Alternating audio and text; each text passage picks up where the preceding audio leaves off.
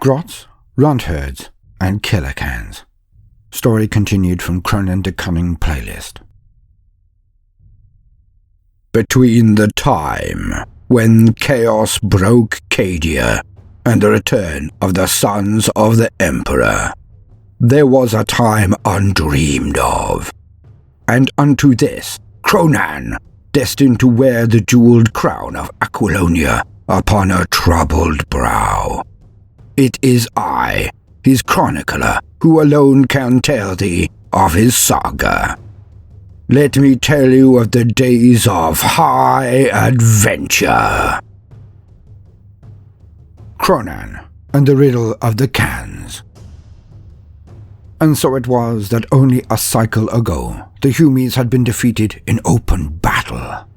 A vast array of them had mustered on the plains and marched out to meet orcs in stoic and stolid ranks and columns, glittering pennons shining in the morning light. But Kronan was the cunning one, the follower of Gazgul Mag Uruk Thraka, the prophet of Gork and Mork. And through brutal cunning, or was it cunning brutality? Nobody was quite sure on that one. Either way, Kronan had trounced them. His mighty war could not be stopped. It was a seminal moment, a breakthrough of staggering proportions. It was the dream of every Ork Odd and Aquilonia to be part of a proper war. And now, for the first time in living memory and longer, it had happened. Kronan had arisen, and all had fallen before him.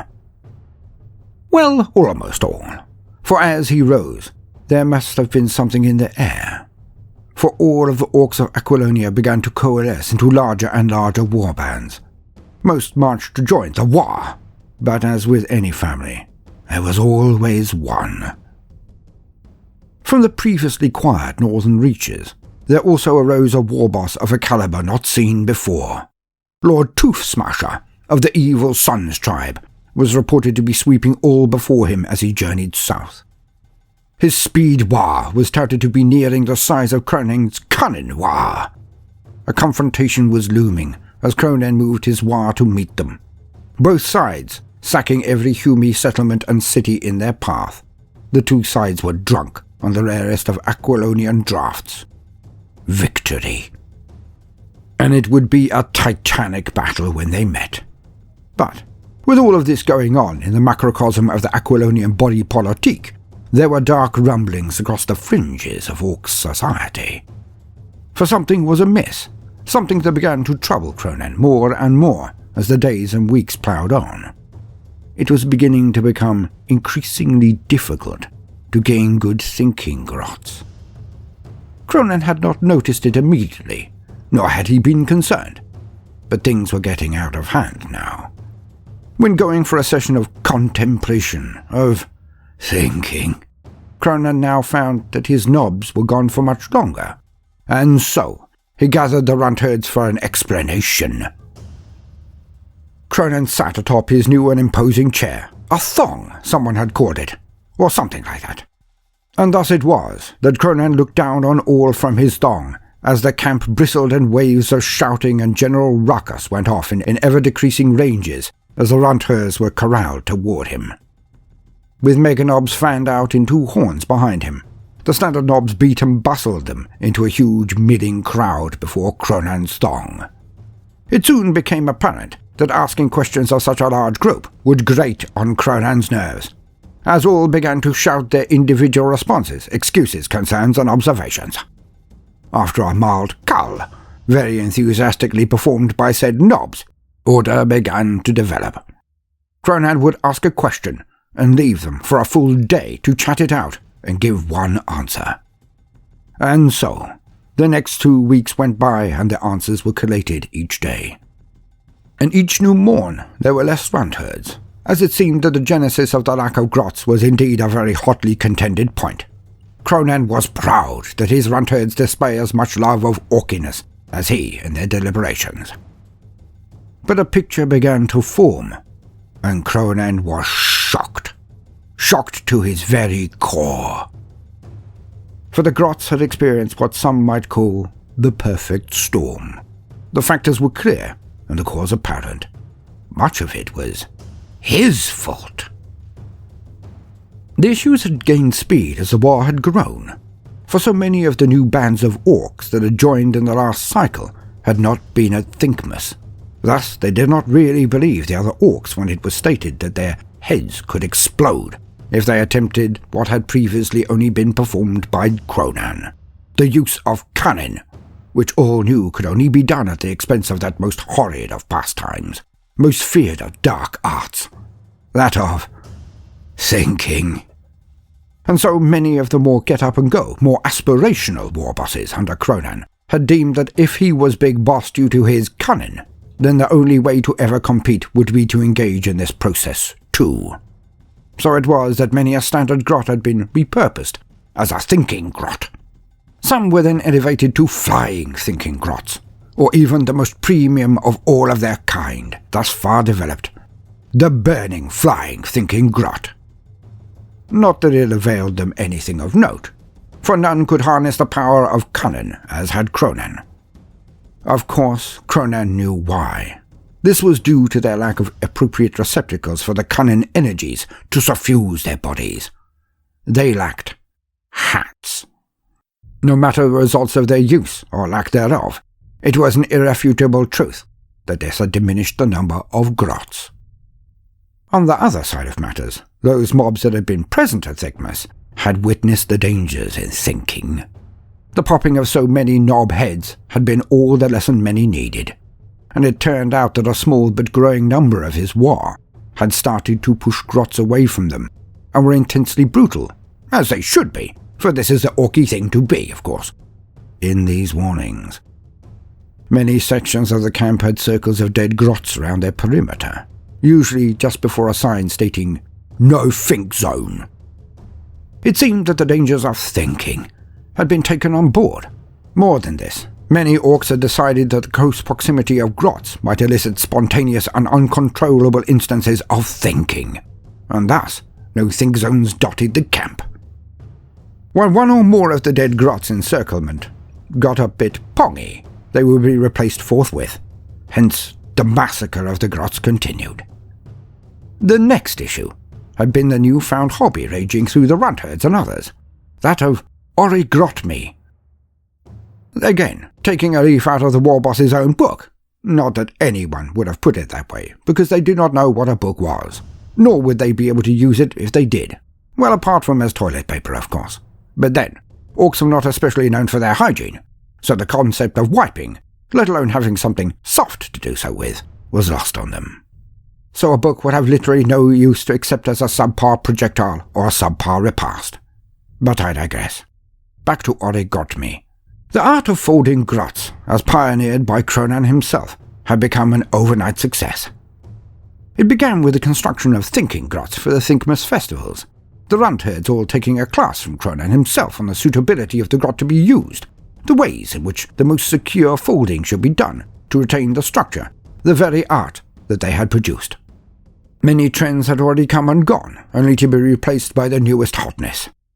The hands up the butt trend was surpassed by the 2 hands and a foot up the butt, which had fallen before the allure of the both hands and feet up the butt position, which had been practically risible in the face of the full circle fold, which was surprisingly difficult to get right without the grot splitting, which of course was seen as utterly incompetent on the behalf of the Runtherd performing. But the full circle fold, which was particularly noted for both hands and feet and head being folded into the butt of the grot, was then replaced by the natural progression to multiple grots being used in the one display. Some preferred to finish their works with a coating of liquid metal, but found that this somehow changed the shape of the origotmy. Others prefer their work to be temporary, accepting the march of the ages and its importance in permitting theirs to deteriorate over time as Gork and Mork intended. Otherwise, why would grots rot at all, if it was not their will? But in any case, the fad had used up a great deal of the grots in the war. As a side note, the art of origami never really took on. Alas, the Runtherdz were usually beaten to a pulp if they attempted this natural progression from origotmy to origami, as most boys were sufficiently sizable to thrash a Runtherd easily. Some bosses had indulged for a period in origami, but it just simply was not as satisfying as Ork Odd, and it was time-consuming. Many a boss decided that if the Runtherders had time for Ork Odd, then they surely were not being orky enough, and many clans roundly thrashed them as a result. But Runtherders were an ancient and honoured group. For as weak and pathetic as the Grots were, it was a rare orky camp that could not exist for long, or be as strong as a tribe without a surfeit of them. Odd, Kronan had to admit, but it was one of those things. Inscrutable, ephemeral, the need for Grots. Again, as Kronan was indeed the very first orc to perform Ork Odd, it was hard to not see this as somehow his fault. Then there was the last issue, the one which probably had the most impact, if Kronan was willing to admit. That of his enemy, his rival, the only orc to even consider challenging him now. Tooth Smasher and his Speed War. Kronan had been utterly unaware that the Speed War had sent forth strike mobs. How could he know? None of said mobs had gone within spitting distance of his own war. But he now encompassed the gravity of the situation. For looking back, he did recall many an orc stronghold that they had found recently, denuded of any fighting orcs, only having squigs wandering aimlessly. He now recalled the odd presence of so many piles of dead grots. Not even grot bones. They had not even been consumed, which struck Kronan even then as a bit of an oddity unto itself. But they were only grots, so he had not thought about it. Because thinking was not easy, and certainly not without its inherent dangers. It could not be done on a whim. Looking back, the lines of grots on spikes that strung out across the continent as they went further north, he had thought the work of the Humies. They bothered with this sort of thing. Orcs did not, or so he had thought. Thus did Kronan replay the many sights he had previously dismissed as not worthy of recalling. The pits of them, the miles of them and stakes, mostly dead. Some fidgeted, of course, but that was to be expected if you had a spike stuck up your butt, Kronan mused. And realization dawned.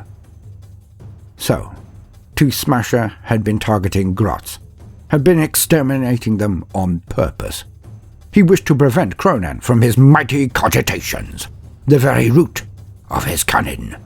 Now all knew that grots were swift in their production. They were almost as plentiful as squigs, taking only days before a crop would blossom and then scratch and crawl their way out of the ground.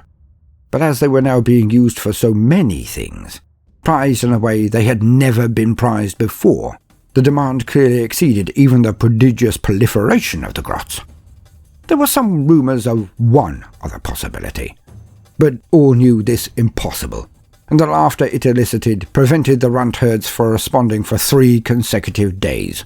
So filled with the mirth of it were they. But it was not funny to Kronan. Not one bit. For a reason none but he could fathom. For the Runtherders stated that there had been reports of grots gathering in their own collectives, hiding away from the larger kin, the orcs, and trying to make a go of it on their own. This even made Kronan chortle initially, or it did until they revealed the horror. For the Runtherders stated that they had spotted some of these little vermin wearing long grey coats like the Humies. Strange and un-orky, but that was grots for you. It was when one of the orcs reported that he had seen the self-same grey-clad grots wearing Humie hats that Kronan sat up and stared. Hats. The grots had discovered the wellspring of Kunnin.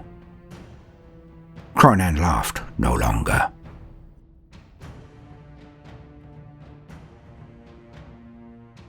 Welcome, gentle listener. I am Baldermort, your faithful servant, and I wish to introduce you to the forces, factions, and units of the Warhammer 40k universe.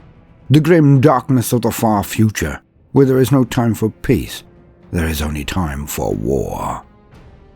And today, we take a light-hearted look at a few topics that I consider to be nicely interrelated. Gretchin, that's grots to us orkies, Runtherders, and killer cans. Introductions all, and only really concentrating on the units, but for more details on their genesis and nature, please see my secret history of the orcs and Krork. We will be interspersing lore amidst the tales, as is my wont to do, And so, as usual, for the very basics, let us lean on existing wisdom. To quote Gretchin and Runtherdz. As the downtrodden underclass of greenskin society, Gretchin, or Grots, get herded into battle whether they wish to be there or not. Though far from natural warriors, they're at least passable shots, and can prove surprisingly dangerous in large numbers. Coupled with their vicious streak, this makes Gretchin mobs more of an asset than they might first appear. Gretchin mobs make up for their shocking lack of quality with sheer quantity. The natural cowardice and feeble-limbed incompetence of the Gretchin subspecies does not predispose them to the arts of war, and a typical Grot would prefer to have his head buried in a spore hole than to actually participate in a proper battle. There do exist Gretchin with little more backbone, though, and when emboldened by the possession of a gun of their own, these diminutive greenskins can be enlisted with promises of plunder, or when that fails, threats of a beating. The short-range nature of the ramshackle weapons typically afforded to Gretchin mobs, rusted pistols, simple knives, and occasionally blunderbusses, encourages them to get back into the thick of the fight. Gretchin are actually pretty decent marksmen, and were the orcs to allow them better firearms, they might even pose a credible threat to the Imperium. The sad reality, however, is that Grot mobs rarely win any glory on the battlefield, as they are used by the orcs as a combination of cannon fodder, bullet shields, mine clearance devices, and living carpets. A mob of Gretchin is usually several dozen strong, the Grots bickering and shrieking as they scamper towards the foe. Some are savvy enough to recognize that there is no point in trying to defy their orc masters, acknowledging that their best chance of survival lies in showing willingness. These Grots are allowed to at least pick and choose where and who they fight on the battlefield. As for the rest of their kind, their reluctance to see frontline action is usually remedied by a swift boot up the backside from the nearest Runtherd. Runtherdz. Runtherdz are tough and leathery old odd boys with a strange predisposition towards the control and well-being of their tribe's Grots. Far from seeing this as a chore, they relish their work, for theirs is an ancient and well-respected orc profession, with the added perk that a snack is never far away. Runtherdz often cement their natural control over the lesser greenskins with a large spiked claw and a pole, affectionately known as a grabber stick. A deft Runtherd can catch a fleeing Grot with the tool of his trade, and hurl the offending runt into a nearby minefield with one fluid motion. Many Runtherdz will have their local mech boy carry out a snazzy upgrade on their stick, modifying it into a crackling Grot prod that can be used to deliver a nasty jolt to squigs, runts, and anything else in reach. Needless to say, these odd boys delight in the sight of enemy warriors doubled over in convulsions as high-voltage current runs through their bodies. Only once the foe is down for the count do the Runtherdz release their voracious squig hounds to finish the job. Zogrod Wartsnagger. Zogrod Wartsnagger is one of the most infamous Runtherdz in recent history, and a ruthless freebooter possessed of a very specific, and frankly slightly weird, set of skills. While still a youth, Zogrod showed remarkable talent in the field of taking even the most timorous runt and turning him into a steely-eyed, albeit still weedy and often incompetent, killer.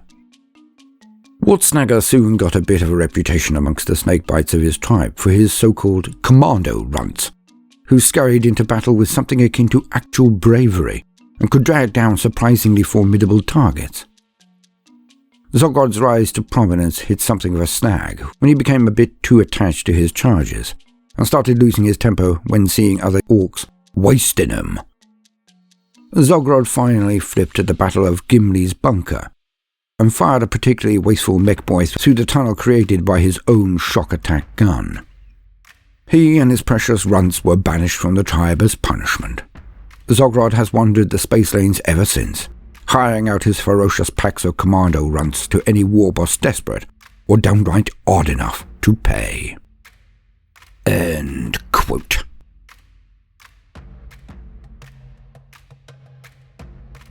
And thus it was that Kronan received an embassage. For in his hour of need, the unthinkable had indeed occurred. For beyond the skies, beyond the confines of Aquilonia itself, a visitor had come. And not any visitor, but Zogrod Wartsnagger himself. Now it was not obvious to Kronan or any of his war who this person was initially. How could it be? Only Humies had ships that would defeat the pull of the land. Even the bestest of Dagger von Smashoven's Winds of War could not manage to go so high as to be able to get into the cold blackness above the planet. Well, not and live, anyways. So the delegation had to take its time in explaining the importance and history of the famous Ork. He was a grot trader, the best in all of the universe, they said. But more than this, he had an immediate solution for Kronan in the form of hundreds of thousands of his trained grots. But with said trained storm grots, he also had a plethora of spares. Grots like a river, the embassage stated. And all looked down in dumbfound silence. The shock of it. Could they really be a visitor from the other worlds of Orkidom? Was he a herald of the great prophet? What on Aquilonia was a plethora, and was it contagious? But the long and short of it was that the embassage, made up entirely of grots as a sign of the power of this legendary Zogrod over them, wanted to arrange a meeting. And so, the moot was to be held in the one place that was the most sacred to the cunning War in all of Aquilonia. It would happen on the spot it all began. Kronan's very own Axis Mundi, his sanctum sanctorum, his thinking spot. Thus did Kronan come to the meeting alone, as suggested, with only Tiddles in tow. Tiddles in High Gothic. He changed the name of his squig when he decapitated the prize felinoid pet of the governor of Zamantha Principality, because it was a lovely bit of muggins, shiny, big, bejeweled, the name tag. And thus Nutcruncher gave way to Tiddles, Tiddles the Terror. For he was about 6 foot tall, and had seemed to keep pace with Kronan as he developed. Speaking of which, Kronan had bulked up recently, and could simply not fit into his armor any longer. Again.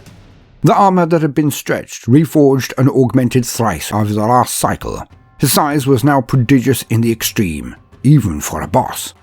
And thus brand new armor was in the process of being constructed, with all of the best muggins, gubbins, and know-whats anyone could wish for. Kronan himself held back one piece of know-whats, but we shall discuss that later. So Kronan stood with Tiddles in his most natural state. For if one is to have no shiny armor, then one may as well look the part by showing off one's best traits, the unfettered visage of his powerful form, and the many, many scars that displayed his experience and accomplishment in combat. The quiet of the place was then shattered. No long procession of grots appeared. No flags and banners and pennants and skull sticks to herald the power and import of the visitor. No. The sound of a score of stomping feet and whirring bits and pieces clashing together, all marching up to his sacred thinking spot, was all that met Kronan's ears. He looked down to the approach, and there they were. A line of killer cans trailed up towards him. Kronan did not bat an eyelid until the last little body hove into view, and he knew immediately he had been betrayed.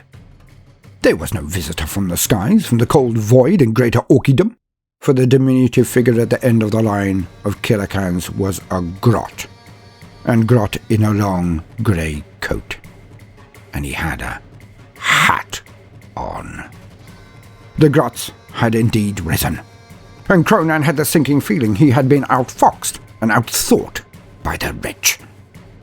Kronan hefted his axe onto his shoulder, drew out his best shooter, a specifically nice one, and looked down at the small stalk barely poking out of the ground at his feet. Kronan may have been outfoxed, but since his revelation and acceptance of Kunnin, he was never, ever unprepared. To quote Killer Cans. A killer can is outwardly similar to its larger cousin, the Death Dread.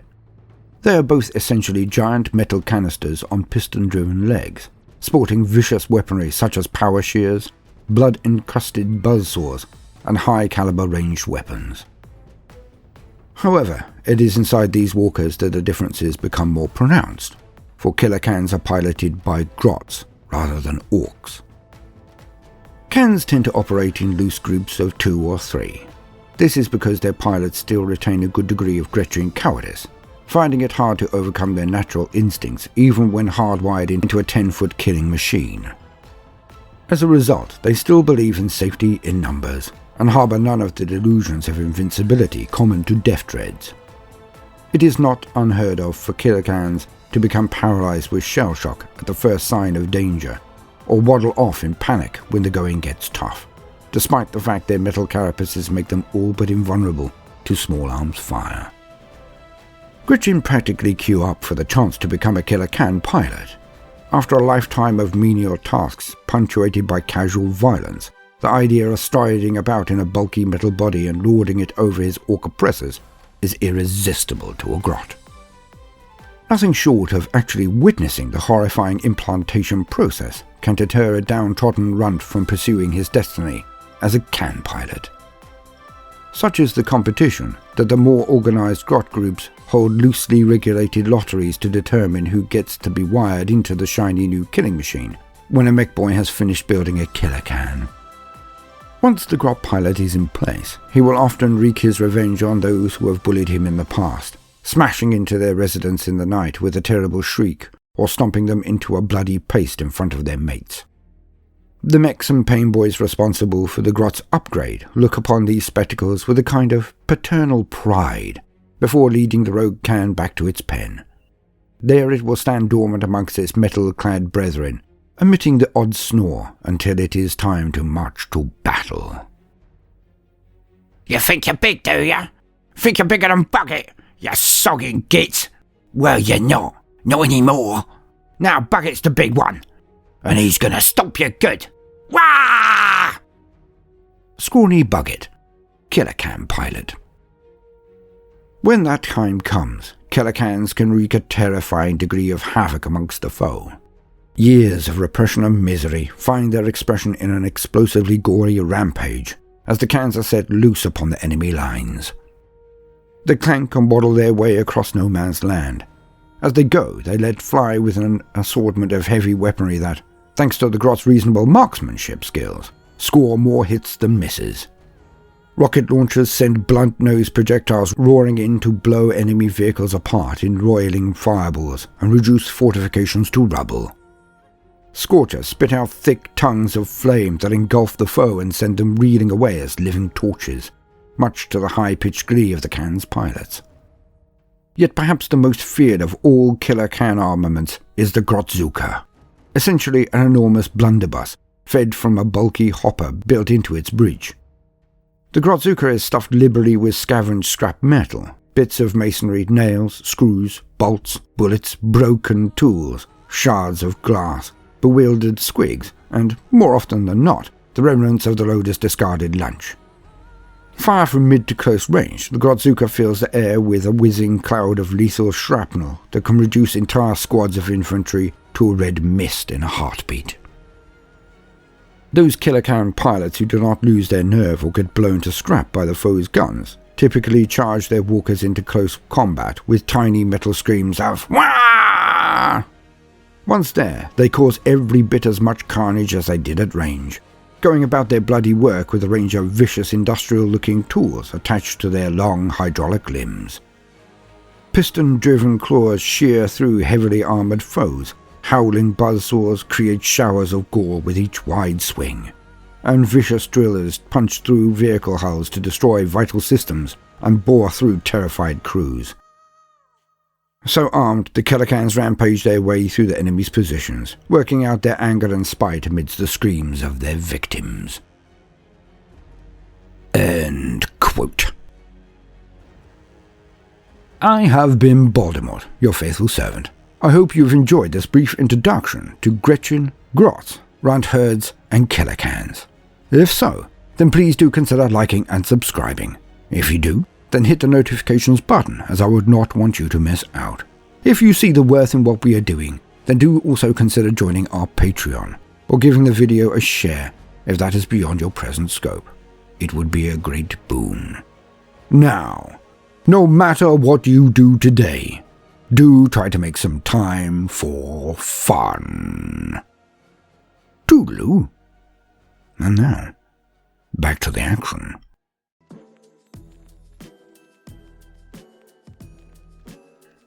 The killer Kanz, with their tiny grot drivers encased within, marched up toward the solitary figure. Kronan stood proudly in the buff, brandishing his mighty chopper, which the Humies subcategorized as an axe, because they were boring and had little to do but endlessly name things that needed no real delineation. In his left hand was his best shooter with underslung rocket launcher. At his side was his trusty attack squig Tiddles. Kronan considered talking to Gork and Mork to beseech them for victory against insurmountable odds. You know, praying. But on hindsight, he deemed that neither Gork nor Mork cared for such things. They would not remember who fought who or why, only that few stood against many. But then he also realized he did not have the tongue for it. Nor did he actually want their help. That sounded a bit needy to him. Certainly the least orky of all attributes. And thus he ceased his musings as the first of the killer cans opened up on his position. Big shooter and rocket fire thudded up at him like a storm, the air thick with doom. But as stated, Kronan was actually prepared. He knew every single rock, every ledge, and every blade of grass on the approach, and at its summit. This was his thinking spot, after all. So as the killer cans marched upwards, they found that this boss was as swift as ever he was cunning. Plus, of course, he cheated. Kronan bounded from ledge to ledge, avoiding concentrated waves of fire, all the while firing down his own underslung rockets. One after another of the killer cans went off the side of the approach, were thrown off by the impact of his shots, or, even worse for them, Kronan was using the environment as a weapon and forced rock slides from above so they would be swept off in small groups. And to the frustration of the killer cans, some of them could have sworn that they got direct hits on his unarmored torso. Yet he always appeared out of the smoke and debris unharmed. For this, the answer again was his Kunnin. For Kronan had found he could not avoid the ideas that forced themselves into his head no matter what he now did.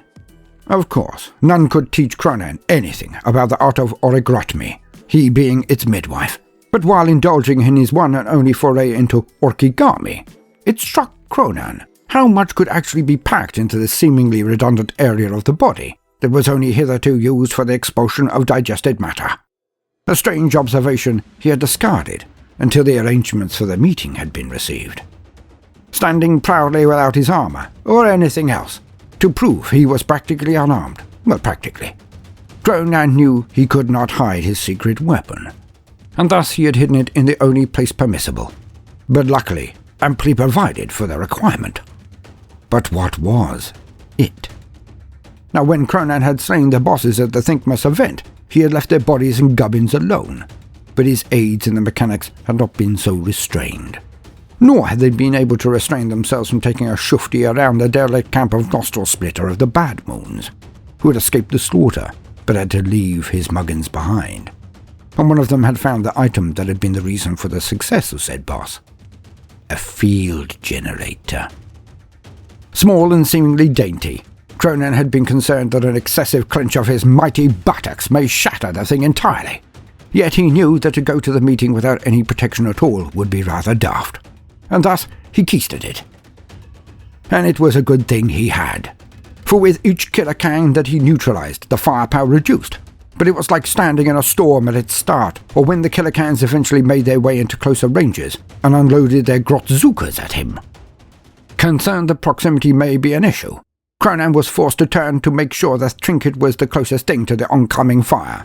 Hence, whenever he knew that some shot would strike, when he wasn't fast enough, he turned and made sure the field generator was in situ by mooning at the oncoming fire. Which worked. It could not hold out forever, but it did not need to. With less than half of the initial force reaching the plateau, the next phase of the conflict was considerably less strenuous than Kronan would later relate to his boys. For he was able to destroy more of the cans at range, as he shot them with precision, but many shots went into each can, despite his skill and accuracy. Close quarters was now unavoidable, as well as being by far the most enjoyable part of any good scrap. Kronan maintained his swiftness, and the Kanz lurched after him around the clearing, two with burners being particularly annoying, as he could not afford to stop to kill them or be burnt to a crisp. Kronan thus charged around, rolling under the huge buzzing and whirring blades of the Kanz like some intensely lethal assault course. But with each roll and jump, its conclusion was a lethal flurry of attacks from his massive chopper. But he would only barely tear one to pieces before he had to continue his scramble around the thinking spot. All the while the small got dressed in his grey overcoat and peaked hat shrieked directions at the killer Kanz. Kronan made for him whenever there was a gap in the lines, but they closed it immediately and forced him back again. Kronan would normally have seen that they may well have done better against him if they had not been keeping an eye on this oh-so-precious leader Grot. But at the present he was simply enjoying himself far too much to taint the experience with thinking. The killer Kanz were screaming and running at Kronan, who now circled the clearing, and they fell in behind him like a conga line, forever just 2 paces behind. Up to this point, Kronan's pet attack squig, Tiddles, had decided that discretion was the better part of valour, and hide nor hair of him had been seen for some time. Tiddles then declared his presence, and his considerable loyalty to his master, by diving out of a small huddle in the rocks. With only 3 strides and a last pounce, Tiddles enveloped the leader Grot in his mighty jaws, and snaffled the whole lot in one gulp. With this, the Kanz all stopped, and watched the spectacle in despair. And in that instant, Kronan struck. He skidded to the small stalk that barely broke the surface of the soil.